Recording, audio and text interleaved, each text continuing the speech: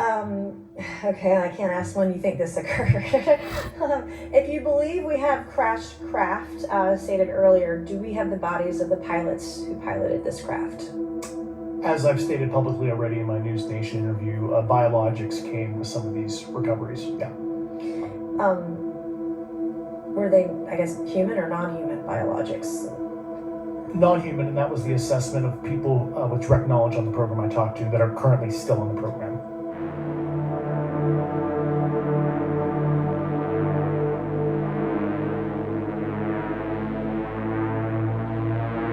Altitude low. Altitude low.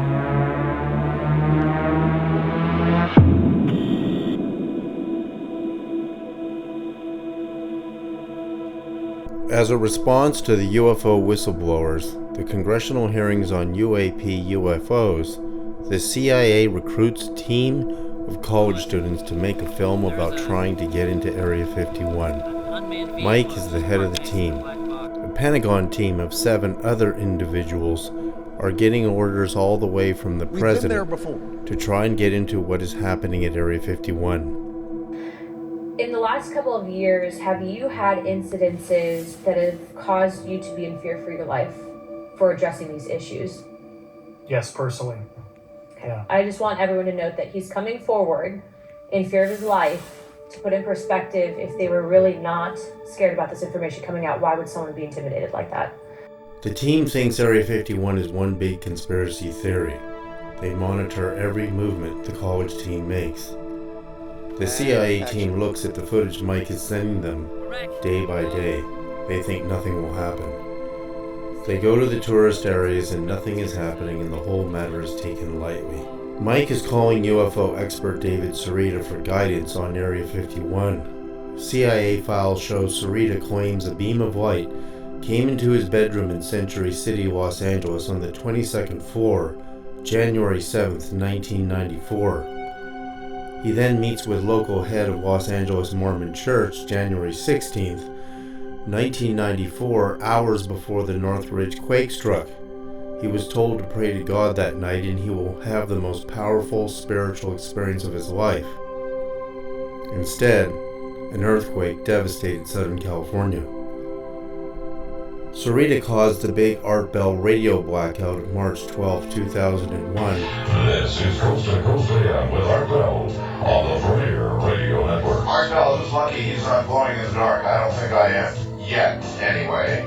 The whole story of the outage, the bizarre circumstances surrounding the outage last night, if that's what you want to call it, I call it an electromagnetic attack.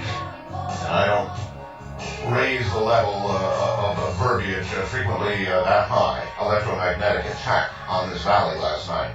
That's what happened. We've got the proof on my website right now. Go sift through it for yourself. Terrestrial microwave, satellite microwave frequencies separated by many gigahertz, all deader than a doornail as something descended on this valley. Sereda is telling Mike to go to a location near Area 51 where Mike and his team of students go. Why that location? What does this guy know about Area 51? The CIA team are tracking Mike and his team of students' cell phone movements. They are walking in the desert and disappear into a cave. They never come back out. 3 days later, the CIA sends in a recon mission to the location on GPS where they were last seen. All they find is abandoned vehicles and their video camera in the cave. When they take the footage out of the camera and examine it on a big screen, the last thing they see is a beam of light and what appear to be human gods and goddesses, astoundingly beautiful people.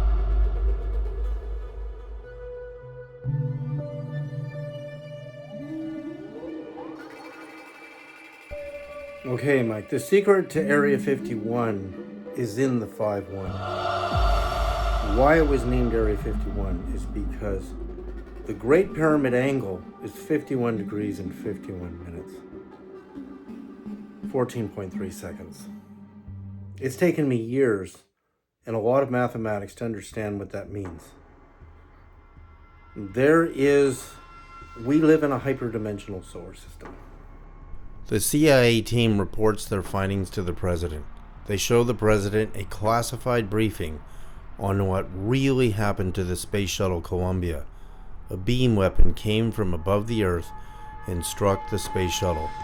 The whole story was classified. And the Shuttle Columbia had something in its payload that they were going to put up there that was part of the continuing United States of America beam weapons, Star Wars weapons against the extraterrestrials, and they didn't like it and they shot us down. That's what I think happened. An MIT scientist sent Sereda a file with real NASA images showing what really happened. Is there an ET war going on right before our eyes? Eyewitnesses saw 3 UFOs over Texas as the shuttle was breaking apart in the skies above. The Pentagon assigns a fully armed and equipped team of Navy SEALs, men and women, to try and penetrate into Area 51 and find out where these documentary filmmakers went. The Pentagon orders the team to enter Area 51 from Nellis Air Force Base. The President orders a search of Area 51 that is impossible and will be impossible because he will find out he does not have any access there. He becomes enraged. This team has to be trained to encounter what very few human beings have ever encountered. They go through extensive training to become prepared to see extraterrestrials. They have to alert their families. The Pentagon team tries to track and find where Sereda is now. They find him and interview him about the beam of light incident he had back in January of 1994. They show him the footage of the documentary filmmaker's camera. They want to know everything they can find about where these beams come from.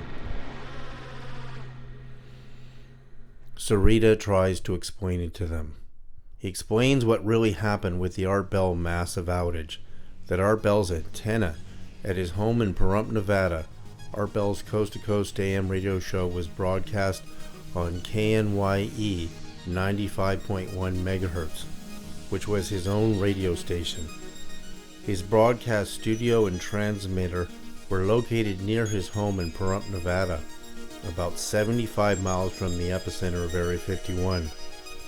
Sereda believes ETs took out Art Bell's antenna and the satellite from space, above Area 51. The Pentagon orders a fly-in with jets into Area 51, and the pilots encounter strange beam weapons, and their jets become disabled. They have to eject and land in the desert outside of Area 51. Their ground positions are hard to track due to some strange radio interference technology that the Pentagon is not familiar with. They are stranded. End of episode 2.